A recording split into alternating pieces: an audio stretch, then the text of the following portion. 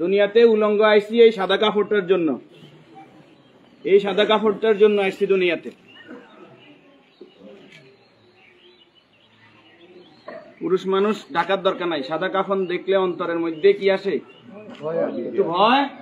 আর সেটা মনে রাখবেন, পুরুষের ঢাকার দরকার নাই, মহিলাদেরকে এভাবে উপর দিয়ে ঢেকে দিতে হয়। মরণের হরে জীবিত থাকতে দরকার নাই, কি কন? আমার মেয়ে, আমার স্ত্রী, আমার বোন, আমার মা বেপরদায় চলে, আমরা হইলাম দায়ুস। ওই পুরুষ দায়ুস যে তার স্ত্রী সন্তানকে পর্দা করায় না।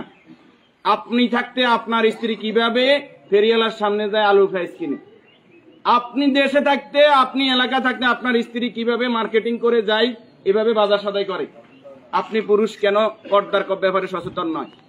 আপনার উপযুক্ত মেয়ে ওড়না ছাড়া ঘর থেকে বের হয় কিভাবে? আপনার মেয়ে, আমার মেয়ে কিভাবে পায়জামা টাকনুর উপরে পরে? আমার ছেলে কিভাবে পায়জামা টাকনুর নিচে পরে? আমার টাকা দিয়ে আমার ছেলে সিগারেট খায়, আমার টাকা দিয়ে, আমার টাকার এমবি খরচ করে আমার ছেলে মেয়ে ঘরের মধ্যে গান বাজনা করে। আপনি পুরুষ উদাসীন, আপনার খবর নাই। খোদার কসম, দায়ুস ওই পুরুষ যে পুরুষ তার পরিবারকে দিন শিক্ষা দেয় না, কোরআন শিক্ষা দেয় না, পর্দার কথা বলে না। আর দায়ুস জাহান্নামে যাবে। এই দুনিয়াতে আসছে সাদা কাপড়টার জন্য, শুধু এই সাদা কাপড়টা অ্যারেস্ট করার জন্য। কিন্তু এই সাদা কাপড়টাও নিজের টাকায় কিনা হয় না, নিজের টাকায় কিনা হয় না, আত্মীয় স্বজন কেউ না কেউ। আমরা অনেক সময় শুনছি যে 3.5 হাতের মালিক ছাড়া আমি ন, আমি নিজে 8-10টা কবর এইভাবে দিছি যে উনি যে জায়গা দেখাই গেছে এই জায়গায় কবর দিন, আর জায়গা দিছি আমাদের বাড়িতে। কথা কি বুঝতে পারছেন? উনি যে জায়গা দেখাই গেছে ওই জায়গায় দিতে পারি নাই বিভিন্ন কারণে। ওই জায়গার মধ্যে হয়তো পুরান কবর পড়ছে, অথবা ওই জায়গার মধ্যে খাদ গর্ত বেশি, পানি হয়ে গেছে।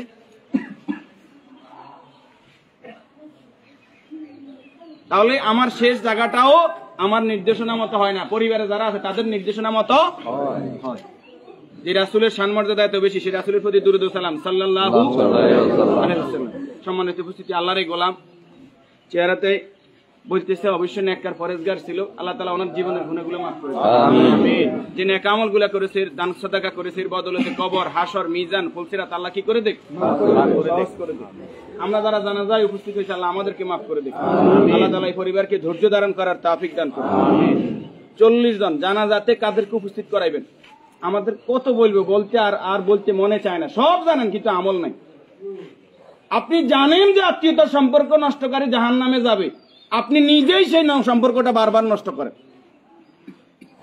আপনি জানেন যে আগে সালাম দিতে হবে, আপনি সালাম দেন না। আপনি জানেন যে নিজের জন্য যেটা ভালো মনে করি অপরের জন্য সেটা ভালো মনে না করলে আমি ইমানদার নয়। আপনি জানেন প্রতিবেশীর হক নষ্ট করলে ইমানদার নয়। কই নাই, সব শুধু জানি, আমল করি না। আমাদের মাঝ থেকে আমলটা দূরে সরে গেছে। এই নেককার গোলাম জানাজাতে নামাজি ফরেজগার লোক, শিরিক মুক্ত লোক, আপনার দৃষ্টিতে যিনি শিরিক মুক্ত, এরকম 40 জন লোক যদি দোয়া করে আল্লাহ তাআলা ওই দোয়া কি করে? কবুল করে।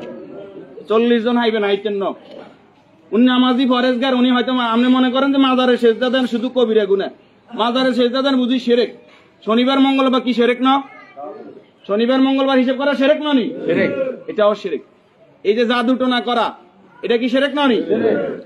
গণকের কাছে যাওয়া, বান্দর গনাইতে যায়, মানুষ গনাইতে যায়, চুরি করছে কে, আনা চাইতে যায়, এগুলো সবগুলো কি বড় শিরক। যেটা জনগণ সকল ক্ষমতার উৎস, ঠিক না নি? জনগণ সকল ক্ষমতার উৎস, সকল ক্ষমতার মালিক কে? যেই দল, যেই সংগঠন, যেই রাজনীতি আমাকে বলে জনগণ সকল ক্ষমতার উৎস, এই রাজনীতি করা কি শিরক না? এই জিনিসটা কেন বুঝিনি আমরা?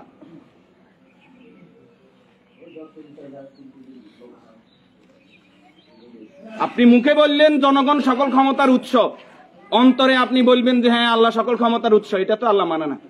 মুখে যেটা বলতে হবে অন্তরে এক থাকতে হবে। তাহলে সকল ক্ষমতার মালিক কে? আল্লাহ। আর যারা রাষ্ট্র ক্ষমতায় গিয়ে, একজন মুমিন ইসলামী রাষ্ট্র ব্যবস্থার বাইরে যাওয়ার কোনো সুযোগ নাই। যদি আওয়ামী লীগ আবার তওবা ইস্তেগফার করি আই কয় যে আমরা আল্লাহর আইন অনুযায়ী রাষ্ট্র চালাইম, আমরা কইম আলহামদুলিল্লাহ। বিএনপি যদি কালকে বলে যে আমরা রাষ্ট্র চালাইম আল্লাহর আইন অনুযায়ী, কোরআনের আইন দিয়ে রাষ্ট্র চলবে, সৎ নামাজি ফরেজগার লোকরা চেয়ারম্যান মেম্বার হইব, তাকওয়াবান হইব, আমরা বিএনপির সাথে আছি, বিএনপি কে ভোট দেব। যদি জামাত ইসলামী বলে আমরা আল্লাহর আইন দিয়ে রাষ্ট্র চালাইবো, কোরআন চালাইবো, দেশ তাকওয়ার ভিত্তিতে চলবে, রাসূল যেভাবে চালাইবে আমরা তাদেরকে ভোট দিব। যদি চরমনাই বলে তাদেরকে ভোট দিব। আমাদের ব্যক্তিগত কারো কোনো আরস নাই। আমরা এই জমিনে আল্লাহর, এই জমিনে আইন চলবে কার? এবার যেই আসুক এই তকমা নিয়ে আমরা তাদের সাথে আছি। রাজি আছেন? আল্লাহ তাআলা আমাদেরকে কবুল করুন। সম্মানিত উপস্থিতি, এই মুহূর্তে